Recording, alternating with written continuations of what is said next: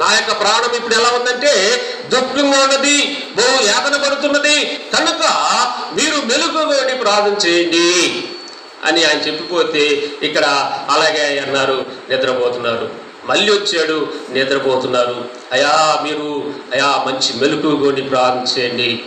ఆత్మ అయితే సిద్ధంగా ఉన్నది, శరీరం అయితే బలహీనంగా ఉంటుంది, కనుక మీరు ఈ ఆత్మని శరీరమునకు అప్పచెప్పొద్దు. అప్పచెప్పకుండా మెలుగుగా ఉండి ప్రార్థన చేయమని కోరి ఉన్నారు. కానీ యొక్క శిష్యులైతే అపవాది చేత నిద్రపోతున్నారు. సులువుగా మాట్లాడుతుంది, సులువుగా మరి క్రైస్తవులు పడవేస్తున్నది. కనుక క్రీస్తు దేవుని బిడ్డారా, మీరు గమనించండి. గమనించి ఎలా ఉండాలంటే కీర్తనలు 1వ అధ్యాయము 1వ వచనం చూడండి. కీర్తనలు 1:1. కీర్తనలు 1:1. దుష్టుల ఆలోచన చొప్పున నడుక, అభాసుల చోట కూర్చుండక యెహోవా ధర్మశాస్త్రమందు ఆనందించుచు దీవారాత్రములను దాన్ని ధ్యానించువాడు ధన్యుడు. మీరు ఇప్పుడు ఎలా ఉండాలంటే అపవాది నీ జోలికి రాకుండా ఉండాలంటే, నీ దరిదాపులో రాకుండాలంటే నువ్వు ఎలా ఉండాలి? క్రైస్తవులైన వాళ్ళు దుష్టుల ఆలోచన చొప్పున నడవక, పాపుల మార్గమున నీవు నిలువక, అపహాసుల చోట కూర్చున్న చోటున నువ్వు కూర్చుండక, యెహోవా ధర్మశాస్త్రమునందు ఆనందించు దీవారాత్రము దాన్ని ధ్యానించువాడు ధన్యుడు. అది ఎంతగానో చెప్పేది ఏం లేదు. నువ్వు అపవాదిని జయించాలంటే, అపవాదిని నువ్వు ఓడించాలంటే నువ్వేం చేయాలి? యెహోవా ధర్మశాస్త్రమందు ఆనందించు దీవారాత్రము దాన్ని చదువుతూ ధ్యానించు దేవుని నామమును నువ్వు ప్రార్థన చేసినప్పుడు నువ్వు ధన్యుడువు. ధన్యుడువు తన కాలం ముందు బలమిచ్చి చెట్టు వలె ఆకు వాడక, చదువు కాకున్నా, ఆకు వాడక తన కాలం ముందు బలమిచ్చు చెట్టు వలె నీ ఉండువు. ఫలమిచ్చే చెట్టు వలె ఉండు. అతను చేయదంతయు సఫలమగును. నువ్వు దుష్టుడు ఏం చేస్తాడంటే, నిన్ను ఈ రీతిగా ఉన్నావంటే యెహోవా ధర్మశాస్త్రమును ఆనందిస్తూ దీవారాత్రము దాన్ని ధ్యానిస్తూ ఉన్నవాడు ధన్యుడు అనా.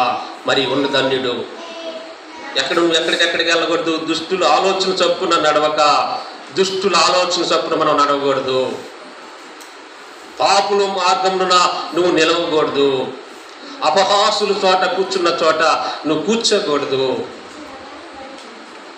ఈ యొక్క 3 కార్యక్రమాల్లో మనం వెళ్ళకూడదు. వెళ్ళినట్లయితే అక్కడ అపవాది మన సులువుగా తన శోధన తీసుకునే అవకాశం ఉంటుంది. ఈ 3 చోట్లకి మనం వెళ్ళామంటే అపవాదికి మనము సమయం ఇచ్చినట్లే. ఈ 3 స్థలాల్లో మనం ఉన్నట్లయితే అపవాదికి చోటిచ్చినట్లే. మీరు అక్కడికి వెళ్లకుండా క్రైస్తవులు అన్నవారు, విశ్వాసము నమ్మిన వారు, బాప్తిసం పొందిన వారు, ఆయన శరీరంలో ఆయన రక్తములో పాలుభాగస్తులైన బిడ్డలందరూ ఏం చేయాలంటే యెహోవా ధర్మశాస్త్రమందు ఆనందించుచు దీవారాత్రమును దాన్ని ధ్యానించువాడు ధన్యుడు. కానీ ధన్యుడు తన కాలము ఆకు వాడక తన కాలం ముందు ఫలమిచ్చి చెట్టు వలె ఎదుగుతాడు. మరి సాతాడు ఏ రీతిగా మరి చూశారా? మరి ఎవరేమో చూసుకున్నాం? ఫస్ట్ ఎవరు చూసుకున్నావు? ఆవరణలో పరుచుకున్నాడు. తర్వాత లోతు భార్యను మరి ఏర్పాటు చేసుకున్నాడు. తర్వాత మరి ఆయన శిష్యులను ఏర్పాటు చేసుకున్నాడు. తర్వాత మరి ఎవరు తర్వాత ఇస్కరియోతు యోధన మరి ఏర్పాటు చేసుకున్నాడు. ఇంకా ఉన్నాయి. ఇంకా అవన్నీ ఇసుకెళ్ళ పిసుకెళ్ళ కూడా వాళ్ళు తన యొక్క మరి మరి తన పొలం అమ్ముకొని ఇవన్నీ తిరుగుని చాలా టైం అవుతుంది. మరి ఇవన్నీ అపవాది తన శోధనలోకి తీసుకొని క్రైస్తవులను వాళ్ళని పడవేసినట్టుగా ఈ మధ్యాహ్న కాల సమయంలో మనం చూసి ఉన్నాం. కనుక మరి మనము జాగ్రత్తగా ఉండాలి. ఓ విశ్వాసి, ఒక విశ్వాసురాల, దేవుని నమ్ముకున్న బిడ్డలారా, మీరు మరి అపవాది గద్దించే సింహం వల్లే ఈ లోకంలో తిరుగుతున్నాడు. కనుక మనం మన యొక్క విశ్వాసాన్ని కాపాడుకోవాలి. మన యొక్క పరువు కడముచ్చాలంటే విశ్వాసం మనం మరి ముందుకు నడవాలి. మరి పౌలు గారు ఏం చేస్తాడంటే తన విశ్వాసాన్ని కాపాడుకున్నాడు, తనకిచ్చిన ఆజ్ఞను కాపాడుకున్నాడు, తన యొక్క పనిని నెరవేర్చుకున్నాడు. మరి క్రైస్తవులు అన్నవాళ్ళు మరి ఎంతోమంది మరి మరి చనిపోయారు.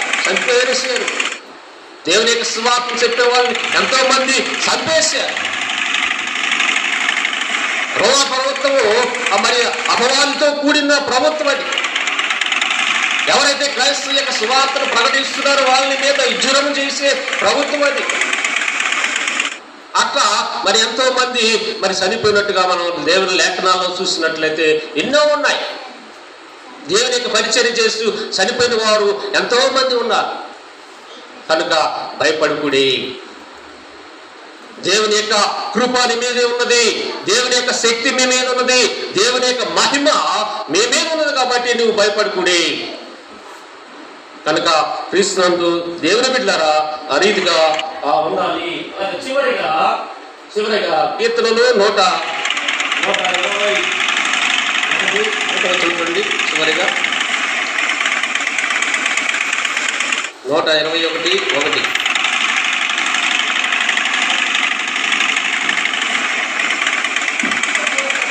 వందల తట్టు నా కన్నులు ఎత్తుచున్నాను, నాకు సహాయం ఎక్కడ నుండి వచ్చును, యెహోవా వలనే నాకు సహాయం కలుగును. చూసారు ఇక్కడ మన యొక్క కన్నులు ఎలాగంటే కన్నుల తట్టు నా కన్నులు వచ్చినాను, నాకు సహాయం ఎక్కడ నుండి వచ్చిన, యెహోవా వలనే నాకు సహాయం కలుగును. యెహోవా వలనే మనకు సహాయం కలుగుతున్నది. అపవాదిని మనం జయించాలంటే మనం ఏం చేయాలి? మన కన్నులు, మన యొక్క తలంపులు, మన యొక్క ఆలోచనలు ఎవరి వైపు చూపించాలి?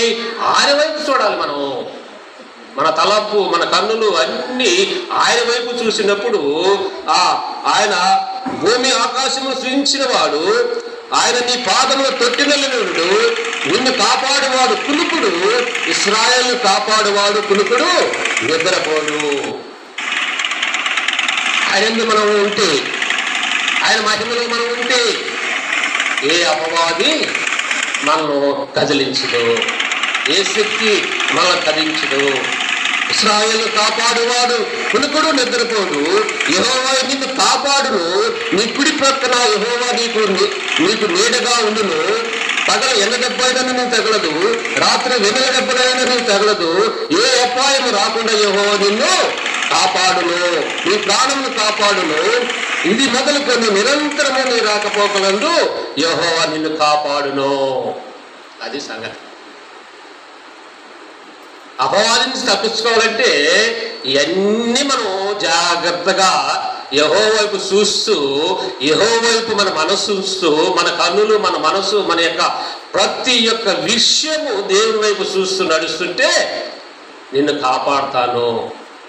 నిరంతరము నీ రాకపోకల యందు నిరంతరము నేను కాపాడుతాను. కనుక క్రీస్తునందు దేవుని బిడ్డలారా, ఆయనందు మనం విశ్వాసం కలిగి ఉంటే ఏ అపవాది మనం జయించదు. కనుక ఆయన నిరంతరము మనతోడే ఉండి మన ప్రయాణంలో, మన పనుల్లో, మన యొక్క విషయాల్లో, మన కుటుంబ విషయాల్లో, మన జీవిత విషయాల్లో అన్నీ ఆయన మీద వేస్తే నేను కాపాడుతాను. నిరంతరం ఆయన కాపాడుతున్నాడు. కనుక ఆ నిరంతరం కాపాడే దాంట్లో ఆయన కృపలో మనం ఉండాలని మరి మధ్యాహ్న కాల సమయంలో మరి చక్కగా దేవుడు మనతో మాట్లాడి ఉన్నాడు. దేవుడు మనతో మాట్లాడున్నాడు. అయా క్రైస్తవులారా, అయా క్రైస్తవ బిడ్డలారా, ఇదిగో గద్దించు సింహాలు తిరుగుతున్నాడు, అపవాది గద్దించు సింహాలు తిరుగుతున్నాడు. మీరు భయపడద్దు, నాలో మెలుకుకోండి, నా వైపు చూడండి, మీ కన్నులు నా వైపు చూడండి, మీ మనసు నా వైపు చూపించండి. నీ ఆలోచన, నీ తలంపు నా వైపు చూపించండి. ఏ అపాయము నేను రానికుండా నేను కాపాడుతాను అని దేవుడు మనకు సెలవిస్తున్నాడు. కనుక ఈ మధ్యాహ్న కాల సమయంలో చెప్పబడిన వాక్యము మన హృదయంలో భద్రపరుచుకొని విశ్వాసములో ఆయన వైపు చూస్తూ మనం ముందుకు నడవాలని కోరుచు ఈ వాక్యాన్ని నేను ముగిస్తున్నాను. దేవుడు ఈ వాక్యాన్ని దీవించునుగాక. మరి కార్యక్రమం వచ్చి మరి వినయ్ గారు నడిపిస్తారు.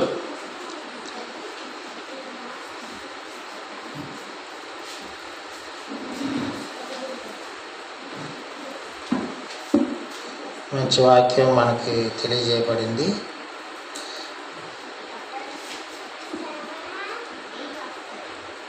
దేవునికి నరునికి మధ్యవర్తి ఒకడే ఆయన యేసుక్రీస్తు. అనులాగిన మనకి దేవునికి మధ్య సాతాను అనే ఒక క్యారెక్టర్, సాతాను అనే ఒక ప్రభావం, సాతాను అనే ఒక దేవునికి విరోధమైన ఒక వ్యక్తి రూపకమైన క్రియ, అది మనల్ని దేవుణ్ణి కాకుండా చేస్తుంది, దేవునికి తగినట్లుగా ఉండకుండానట్లు చేస్తుంది. దేవునికి ఆయన అనుకున్నది, ఆయన జీవిత విధానం మనకు అందకుండా చేస్తుంది సాతాను. ఏదైనా తోటలో దేవుడు తన మాట వినకపోవడం వల్ల ఆదాము అవ్వలు వెలివేయబడ్డారు. తిరిగి రాకుండా వాళ్ళకి కట్టడ వేసాడు దేవదూతల ద్వారా. యేసుక్రీస్తు వారు రండి, వినండి, రక్షణ పొందండి అని చెప్పి ఆయన సంఘంలోనికి ఆయన ఆహ్వానిస్తున్నాడు. నేనే మార్గం అని చెప్పి ఆయన సంఘంలో ఆహ్వానిస్తున్నాడు. దేవుడు, యెహోవా దేవుడు ప్రభువుగా, పరిపాలకుడుగా ఆయన ప్రజలను ప్రేమించి ఆయన ఆజ్ఞలు పెడితే వాళ్ళు మీరేరు, వెలివేయబడ్డారు.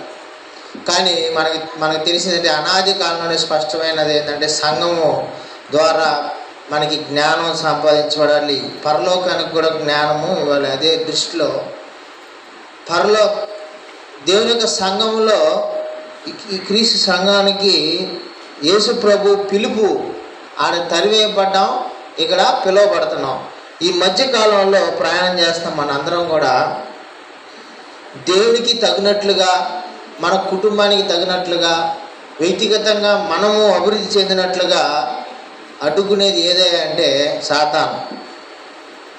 సాతాను సంబంధమైన క్రియలు.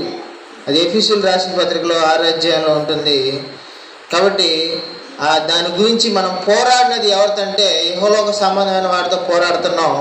మనకి ఏం కావాలంటే సర్వాంగ కవచం కావాలి అని చెప్పి వాక్యమును గురించి, సత్యమును గురించి, తర్వాత వీటన్నిటి గురించి ఒక కవచంతో పోల్చబడింది మన క్రైస్తవులుగా ఈ జీవితంలో కొనసాగిపోవడానికి.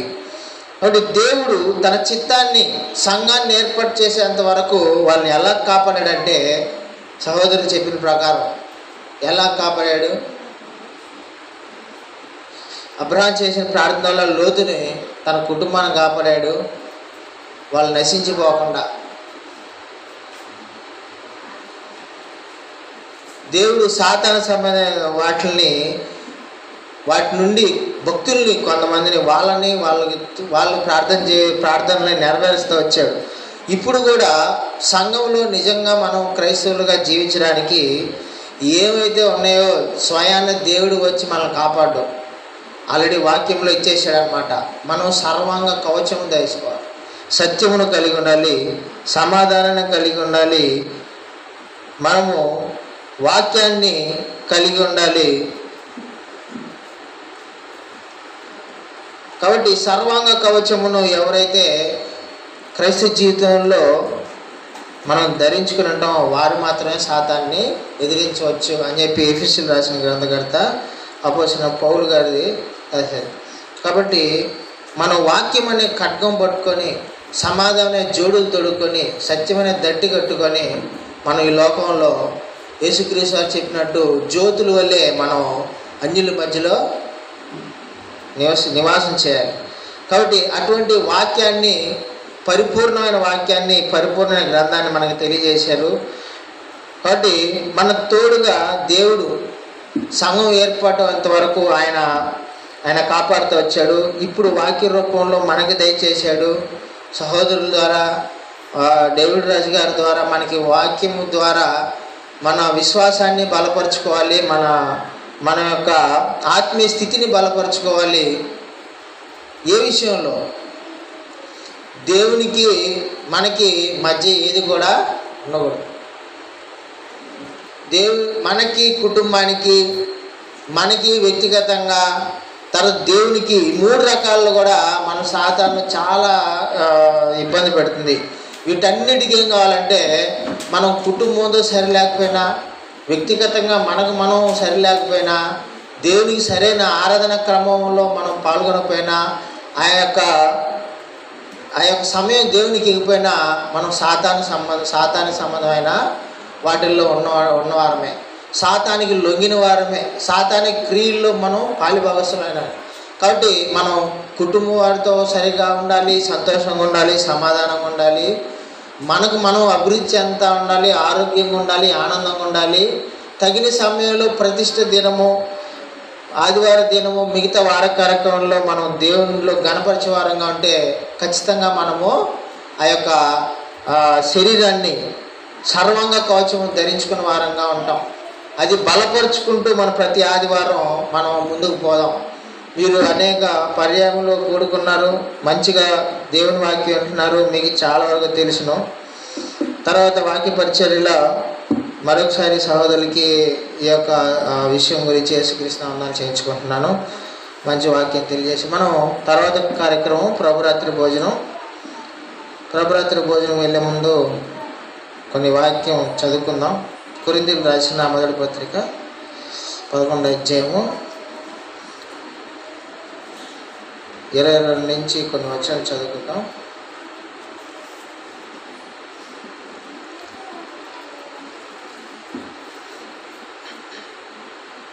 23 నుంచి, నేను మీకు అప్పగించిన దాన్ని ప్రభు వలన పొందితిని.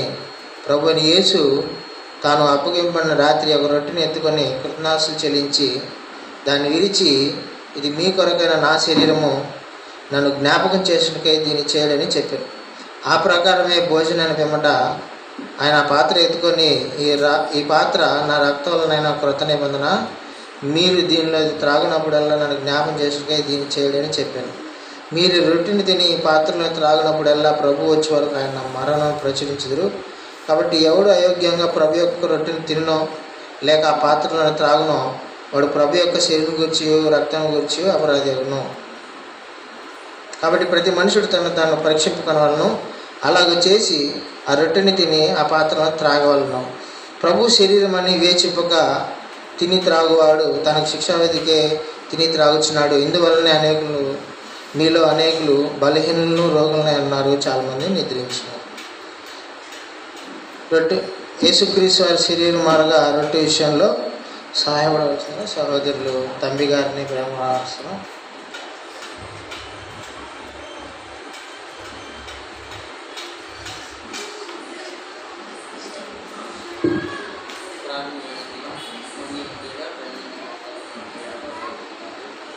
పరిశుద్ధ ఘనమైన శ్రేష్టమైన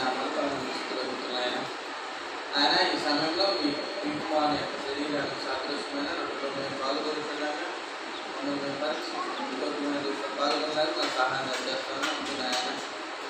గడిచిన వారం నుంచి ఈ దినం వరకు మన ఆయన తెలుసు తెలియక పొరపాటు కానీ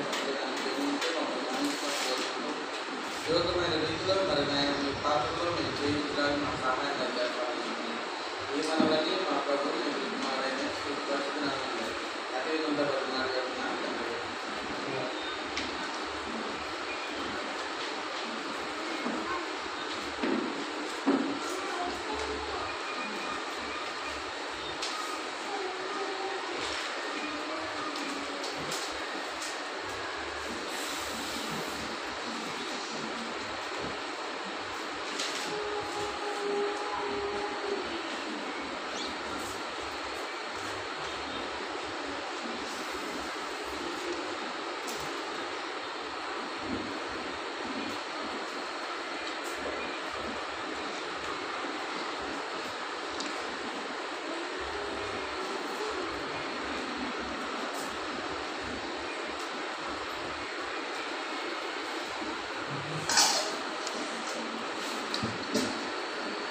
అలాగే ద్రాక్షరసం కోసం కూడా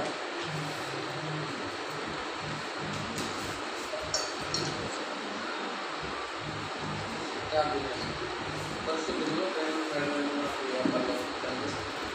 ఆయన ఈ సమయంలో నీ కుమారుని యొక్క రక్తాన్ని సాధిస్తున్నాను, ద్రాక్షారసంలో పాల్గొంటున్నాను, మమ్మల్ని మరుచుకుని పాల్గొనడానికి సహాయం చేయను.